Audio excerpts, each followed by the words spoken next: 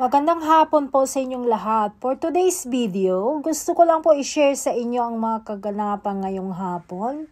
Malamig po ang panahon at gaya ng nakikita nyo, namumuti po ang damo sa labas. At habang ako'y nakaupo dito, bigla na lang nagsipaglapitan ng mga seagulls na to, ang mga ibon na yan. Ayan. Nung tumayo ako, bigla naman silang nagsipagliparan. Kaya na-enjoy po ako dito sa panonood. Samahan nyo ako, andyan. Iba-ibang ibon, may kalapati.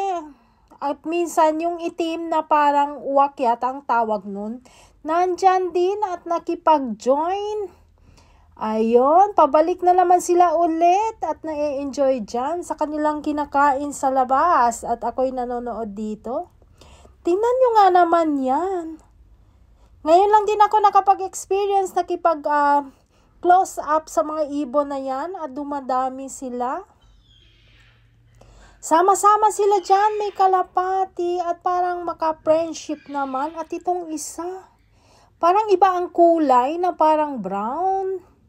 At meron naman sa kanila puti, iba-ibang klase pala ang seagulls. Meron puti, sa aking pagkaalam ay 50 kinds ng seagull na iba-iba ang itsura. Ayun, ayan.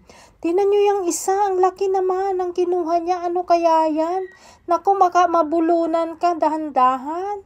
At itong isa, gusto pa akong lapitan ng isa. Naku, Lord. Doon ka, makijoin ka sa kagaya mong ibon. Ayun, lumipad tuloy. Nakaka-enjoy din sila panoorin. Ayun ang isa, baka mabulunan, nahirapan pa rin. Lumunok, ang laki-laki kung ano yung napulot niya. Oh, ayun. Nalunok na rin niya. Ayun, nagawa niyang lunukin. Oy, nahirapan ng lumipad.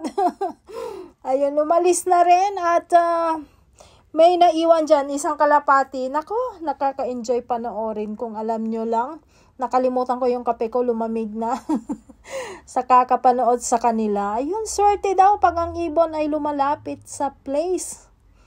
O malapit sa bahay. Ayun, swerte daw. Ibig sabihin, walang negative energy sa paligid. Kaya, sige, pagpatuloy natin ang ating panonood at sana na-enjoy din kayo dyan. Maraming salamat. Good vibes lang lagi. Gaya ng mga ibon, masarap pa rin maging malaya. Ayun, kahit saan nandito na naman sila ulit. Bumabalik. O, diba? Kagaya ko din, kakabalik ko din lang dito sa bahay. Kaya, andyan ang ating mga alaga na sinasalubong tayo. Joke lang. Ayan sila. Kahit malamig ang panahon. Pero na-enjoy nila ang kanilang life na malayang lumilipad. At ito naman ang mga kalapati, kakaibang kulay at ang taba. Ano kaya kung bubuksan ko yung pintuan, papasok kaya sila dito. At kanina ding umaga, meron din ako nakita dyan sa garden na yan na fox. Agoy, mag-asawang fox nandyan kanina. Ipopost ko po sa susunod kong video at tingnan nyo kung anong mga ganap dito ngayong araw ng Biyernes dito sa aking kalalagyan. On location tayo ngayon, kaya on duty na rin at the same time. On training na rin at the same time. Kaya para ma-relax naman konti, yon ang mga pinapanood nating kaganapan. Kaya share ko sa inyo.